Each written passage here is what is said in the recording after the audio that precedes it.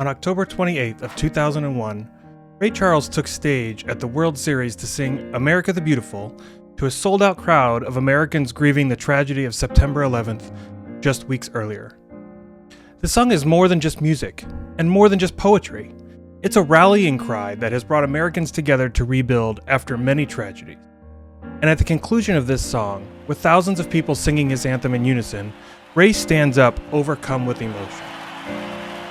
In order to understand this moment, we're going to need to dig a little deeper.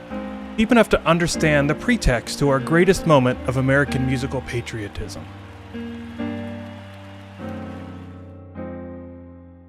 The song was originally composed by Samuel Ward in 1882, under the title, "O Mother Dear Jerusalem."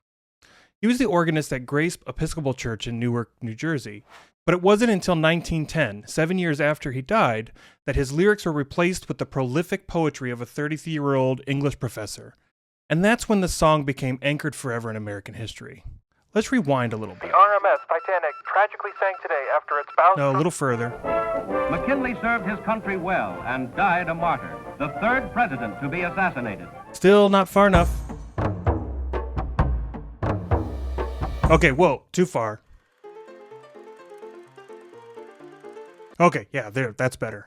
Here, in 1893, a 33-year-old Wellesley College English professor named Catherine Lee Bates was on a lecture tour in Colorado Springs. And while she was there, Catherine and her colleagues hired a prairie wagon to take them to the summit of Pikes Peak, one of the tallest mountains in the United States. And now inspired by her view from the top of this mountain, Catherine retreated to her hotel room where she wrote the first lines of her new poem, America the Beautiful. It's worth noting that, at this point in history, it was really rare for the United States to be called America. You might notice that that name doesn't appear in our national anthem, the Star-Spangled Banner, for example. Over the coming years, the United States would claim the territories of Puerto Rico, the Philippines, Cuba, Guam, and Hawaii. And as a result, the United States grew beyond just a collection of states, and it really became an empire. And many argued that America the Beautiful was a much more suitable national anthem for this great empire. In fact, in 1938, when the premiere of Irving Berlin's God Bless America was performed by Kate Smith, many argued that that tune was deserving of the title. But as we do in America, we put our foot down and we strongly oppose change, and the Star-Spangled Banner remains in place today. The country was embattled by civil unrest for many of the upcoming years. By the 1950s and 1960s, people like Martin Luther King Jr., Rosa Parks, Malcolm X, and others were leading the charge for justice and equality. Ray Charles had taken the world by storm, topping the Billboard charts year after year with his gospel, blues, soul style of music. Mama, don't you treat me wrong. Come and love me, daddy, all night long. And although he was unable to see color himself, he was a black man with a great public following. And while many of these attacks were targeted at him, Ray had something that many black men did not have, and that was a voice of influence. In March of 1961, Ray was scheduled to perform his hit song, Georgia on My Mind, at a school dance for students at Payne College. But he learned that the auditorium was going to be segregated, with only whites allowed on the dance floor, and the blacks would only be permitted to watch from the balcony. And Ray announced that he wouldn't perform, and he left town. He was sued by the promoter and forced to pay a fine of like $750. That's like $7,000 in today's money. By the 1970s, Ray's career was starting to decline. The rise of psychedelic rock and R&B was taking over the radio waves, and Ray was finding himself changing his music to stay relevant. He released a new album called A Message from the People, which included a lot of these civil rights protest songs, as well as his gospel arrangement of America the Beautiful. In 1976, America the Beautiful was chosen as the theme for the nation's bicentennial celebration. Let's take a quick look at the harmony. And first things first, we're in the key of E flat. Although if you listen to the recording, it's actually uptuned. It's in A equals 455. And I don't know if this is just because the recording is old and in the remastering process it got lifted, but if you want to play along with the recording, you have to take your piano and tune it up to A equals 455. The next thing you'll notice is that the original song is in 4/4. That means it has 4 beats in the measure, and every beat has 2 subdivisions. And Ray changes that to be 12/8, which is still 4 beats in every measure, but now instead of 2 subdivisions for each beat, we have 3. That means any note that would have normally fallen off the beat, like on the end of 1 or the end of 2, now has to either pick, is it going to be on the second or the third subdivision? It's kind of like playing in 4/4 time, but with every beat as a triplet.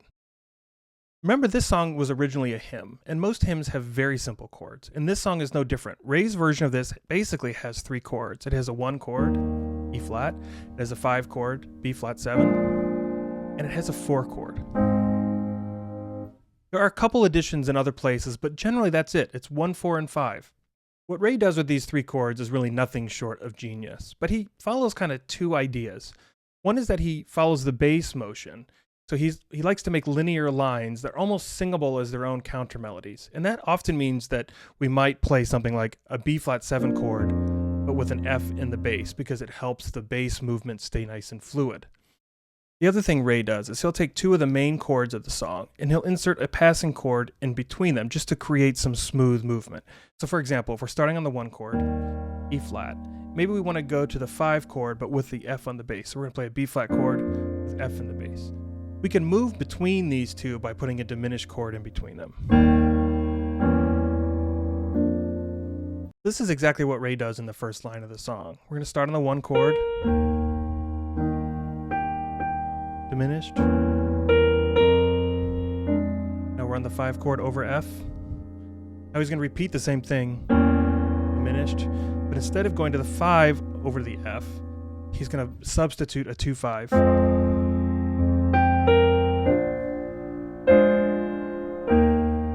Again, diminished, 5 over F.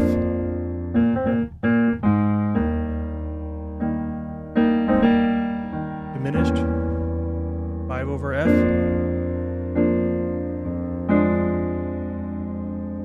Now here, he outlines the melody by changing the chords with it. He's going to go B flat 7, A7, B flat 7, F7 over C, F7. And he does his gospel walk up.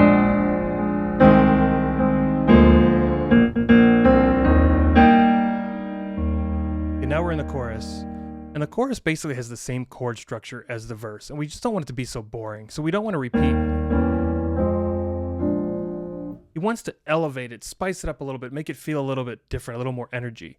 So instead of doing this diminished chord below into the 2/5, it comes from above. Instead of doing a diminished chord between E flat and F minor, he substitutes the E flat for a G minor and then comes down, F sharp diminished, and now we're back on F minor.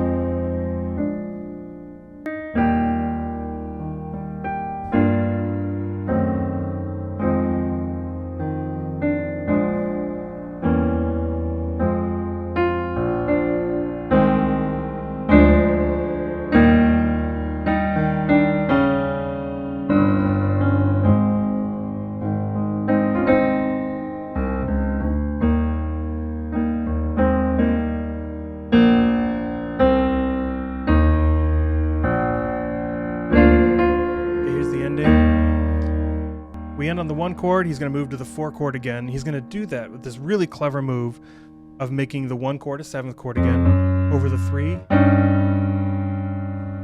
which is just like, oh, crying to go here.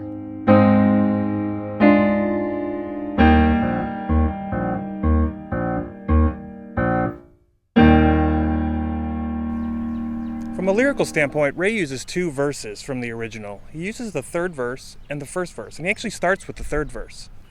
In the 3rd verse, he punctuates the lyric, "Mercy more than life." Our poet, Catherine Lee Bates, grew up in the aftermath of the ratification of slavery, and it's no doubt, in my mind, that those words were an intentional choice on her behalf, and to hear Ray punctuate them just emphasizes the meaning it had for him personally. Before he continues with the 1st verse, Ray encourages us to sing along. He turns to us from the mic and says, When I was a little boy, I remember we always sang these words. "When I was a kid, I used to sing it like this."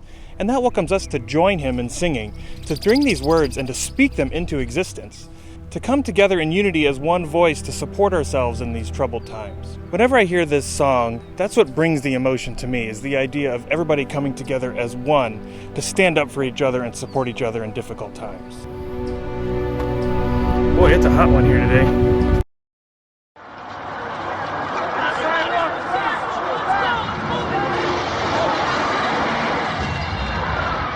On September 11th of 2001, we were attacked by a foreign enemy. Families were devastated by the loss of their loved ones. Our economy was put at risk, and we were at the precipice of going to war. My father was in New York City that day, and while he came out physically unscathed, I remember sitting in my dorm room angry, and I know I wasn't the only one feeling that way. The World Series that year had been delayed by a month because of the tragedy. In late October, the games were rescheduled, and Ray was invited to open Game 2 with a song. Sitting at the grand piano in the middle of Bank One Ballpark in Phoenix, Arizona, Ray sang America the Beautiful to a sold-out crowd of grieving Americans. At his invitation, thousands of fans in person and millions on TV sang along with the familiar first verse of this great anthem. After the final cadence of the song, marked by its famous timpani roll, Ray stood up, overcome with emotion, and comforted himself. Ray's performance of America the Beautiful is more than just a song. It's hundreds of years of history for millions of people. It's the story of our triumphant rise as a united society against any obstacle thrown in our path. And he tells it in 3 minutes and 36 seconds. And he uses just 3 chords.